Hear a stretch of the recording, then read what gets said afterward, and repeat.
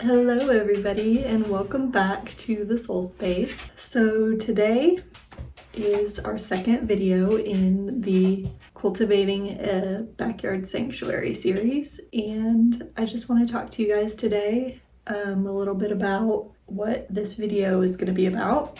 I'm also eating lunch at 4 o'clock. Okay, so sorry, I have a lot going on today.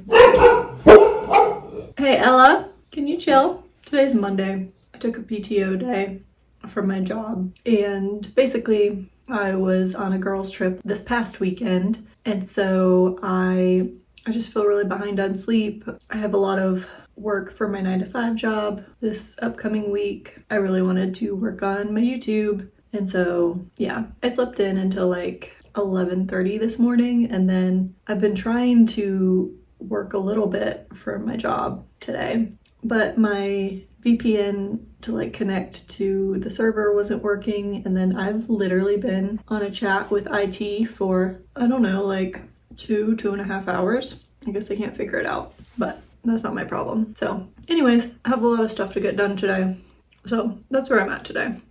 Because I don't know if you guys got this from the last video, but the clips that I'm showing of like the work that I'm actually doing was last year, and as I'm like narrating and doing these introductions, it's current day. So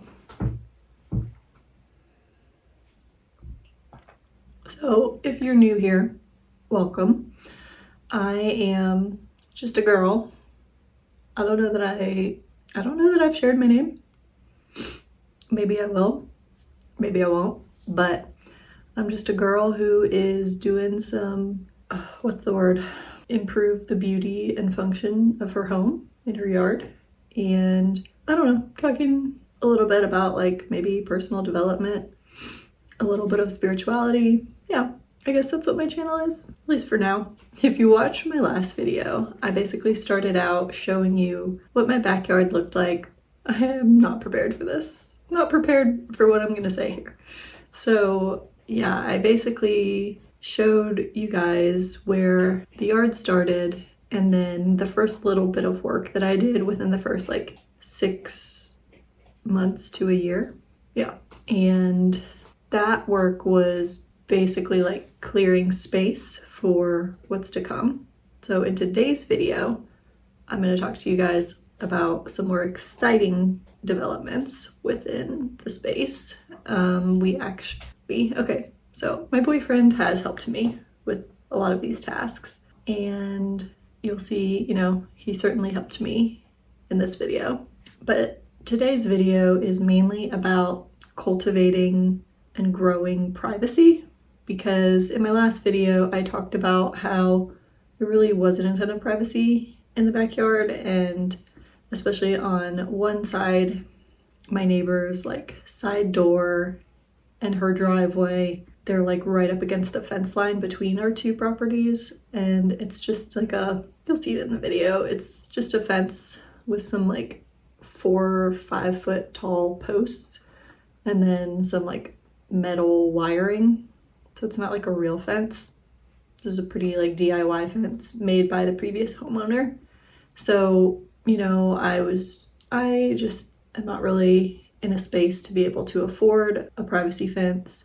So I just, figured out that growing something green would ultimately grow taller than a fence, which I think would give me a little bit more privacy because of the heights of our yard. My neighbor, her property's a little bit higher up, and she has a deck, so like just from her vantage point, like I think she might be able to see over a privacy fence a little bit.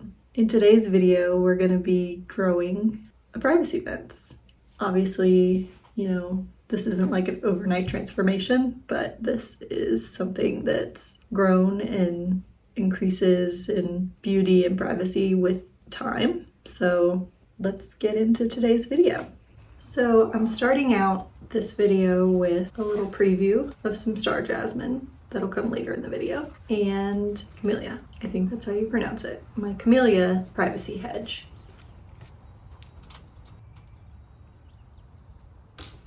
I went with camellias because first of all, I wanted something evergreen. I'm in zone 8A, I think. And so I wanted something evergreen, I wanted something non-toxic to dogs, and I wanted something that didn't have a ton of flowers that would attract pollinators in the summer, because my one dog, she tries to like bite at and eat bees. So for her safety, I just didn't want a ton of pollinators flying around in this area where we hang out.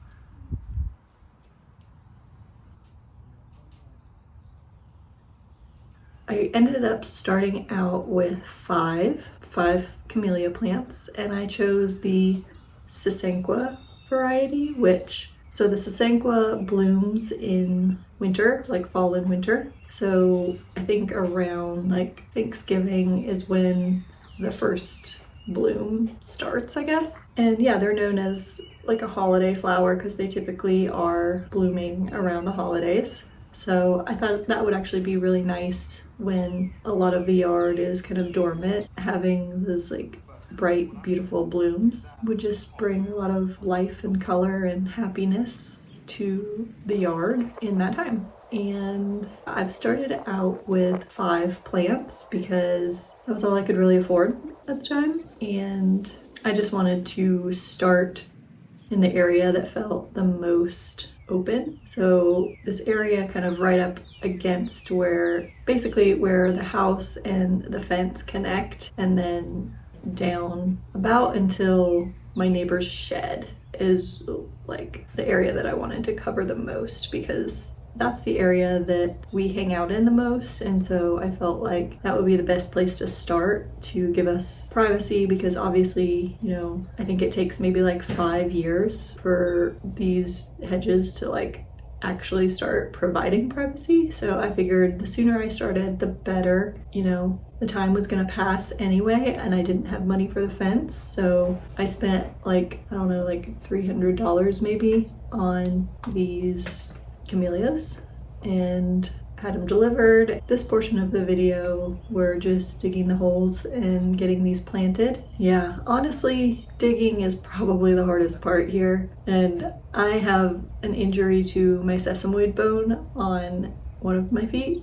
And so I'm always just kind of like scared about re-injuring that. Like hitting my foot with a shovel, it just always makes me nervous. So I'm not the best digger, and the way that I do it is kind of awkward, I think. But I'm just not trying to injure myself.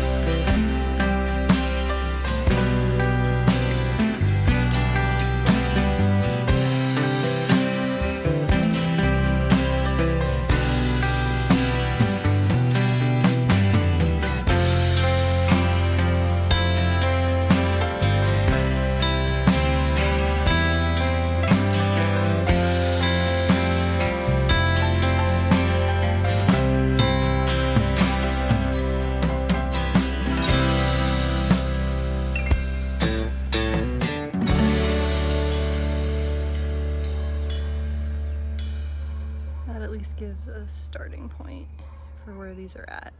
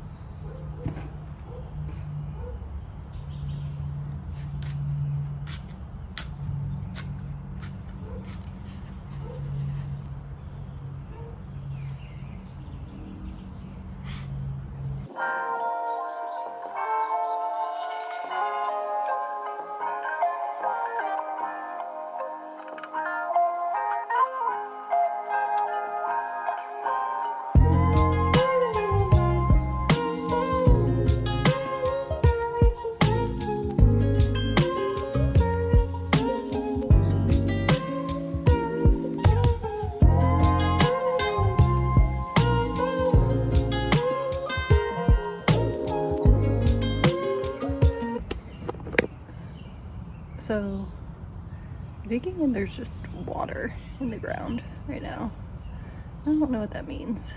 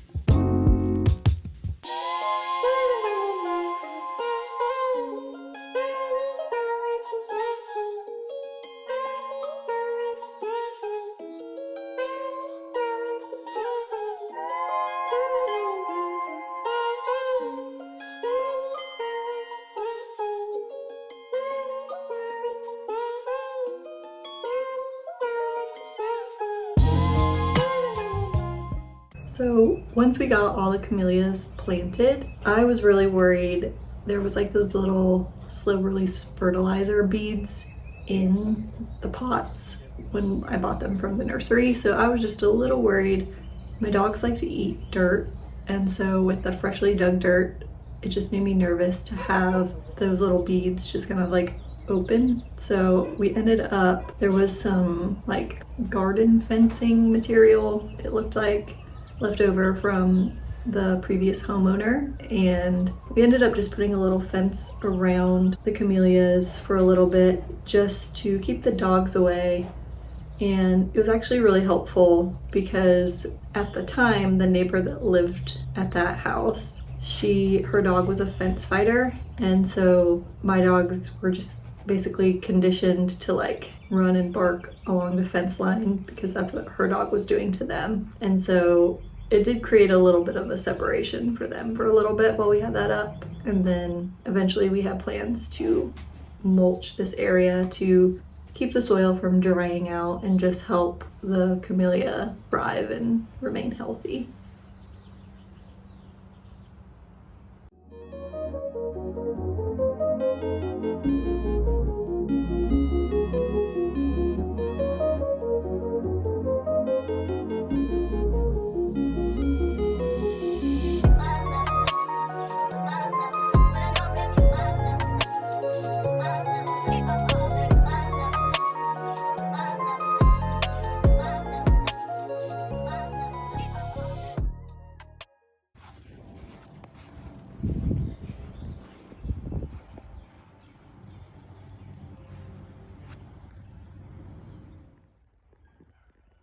This portion of the video is all about the other side of the fence, where the previous homeowner had up these wood panels and then they had some lattice in those panels. I don't know if you remember from last week's video when I showed you where the yard was when it started. These panels were not in the greatest shape. They had certainly seen better days. The posts themselves are okay. I mean, honestly, they've been really weathered and I don't know how long they've been there. They're kind of like rickety, but I'm hoping they'll last a little while longer. But we ended up taking down all of the old lattice, which was a vinyl that was really warped by the sun and broken and falling apart. And then that horrible vine that had been growing on them had just really kind of torn them down as well. And then the other thing that was not in the greatest shape was the 2x4s, so that connected the posts to each other. We ended up taking the old wood down, buying some new wood, and then as you'll see here, the horizontal pieces, that was new. My boyfriend and I installed those. So it gave it a little bit more structural support. And then with the new wood, it clearly didn't match the old wood. And so I did my best to like patch up some carpenter bee holes, and then I was trying to stain all of the wood to be the same color. It got a little difficult because the weathered wood is obviously weathered, and then the new wood is really new and like yellow. So I ended up mixing like a couple different stains to get the color that it eventually ends up being. This kind of medium to dark brown.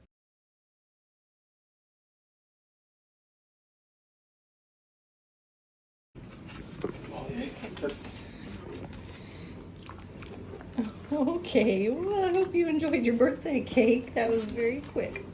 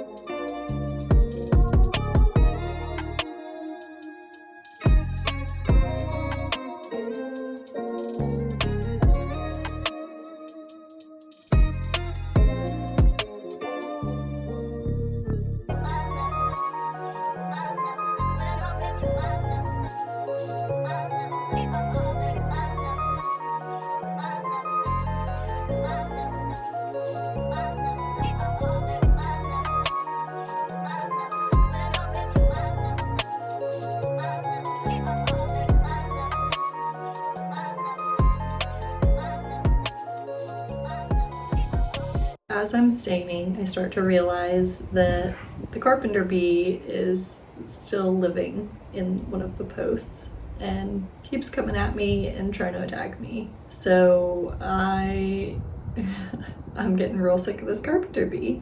Like, I needed to work on this, and this bee was getting like aggressive at me. So I tried to spray some stuff, but the male bees, I guess, they continued to stay around, and every time I filled the wood with wood filler, they just would like bore right through it. So I ended up finding these little corks on Amazon that plug up carpenter bee holes, and I plugged them up, and it is a year later, and I think that that did the trick.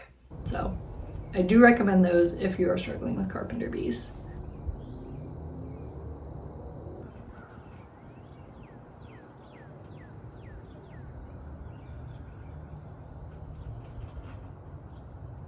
So once everything was stained, we needed to put the lattice panels up. And unfortunately, we had to do this kind of in stages because I ordered 3 panels and one of them kept getting delivered damaged. And so I kept having to go back, bring it to the store, and then return it, and then order a new one. And this happened like 2 different times. We ended up, just putting the 2 that we had up.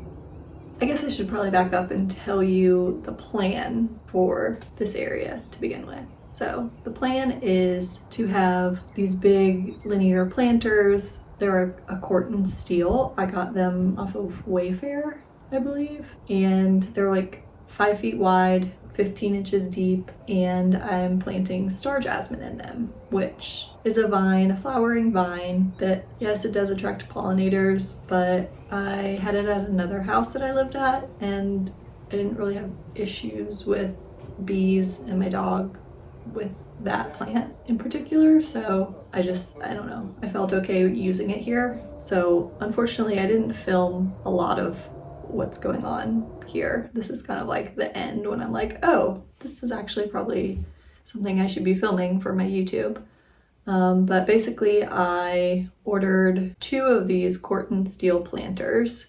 I couldn't afford to get the 3rd one because they're very expensive, like a few $100s expensive per planter. And they come out like a gray metal, which looks very industrial and ugly and kind of like country-esque. They patina over time. And so right here they don't look the greatest because they're that gray color, but as they get weathered, they patina and they start to turn like a beautiful kind of like rusty color. Yeah, so I ordered the 2 planters, and then I had 2 star jasmine per planter, and then the goal is to just have them grow up the lattice and create a privacy between myself and my neighbors on the other side.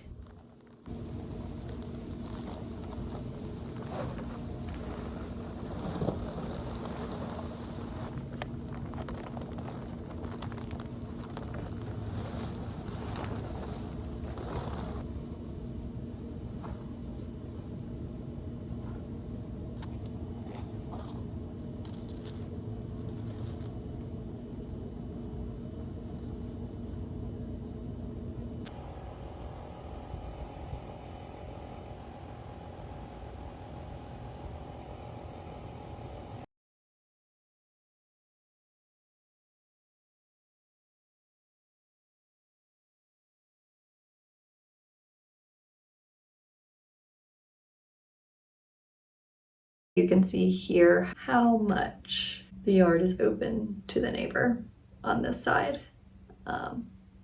That door over to the left at her house is like her main door that she accesses and parks her car basically right there. Yeah, it's very open. Yes, it looks a little weird because I can't afford to buy 27-gallon camellias all at one time and then buy all of that mulch that it would take to mulch around those plants. I'm just doing things in sections. So my goal is to mulch all the way around all of the fence line and have privacy throughout. But it's obviously going to take a while and a lot of mulch. So right now, just working on the sections that feel the most exposed and working at it from that standpoint. So this is what I have. I think, want to extend the camellias all the way down to at least where my shed begins. Eventually, I want to tear that shed down and push it all the way back into the furthest back left corner in the yard because it's just kind of floating in the middle of the yard and it just kind of cuts off the view of that back corner. So that's my plan for now. Who knows if that'll change when I actually have the funds to do something like that, but I think for now at least that begins the journey to privacy, and I just hope you guys liked this video. It was a little more exciting in that I was actually adding something to the yard rather than just taking things away or cleaning up. So hopefully that's been a little bit more exciting. And next week, let's see, what are we gonna do next week? Oh, next week we are gonna work on the area right outside the back porch. So stay tuned if you want to see what we do there. Thank you so much for watching. I hope you enjoyed, and I'll see you guys in the next one. Bye.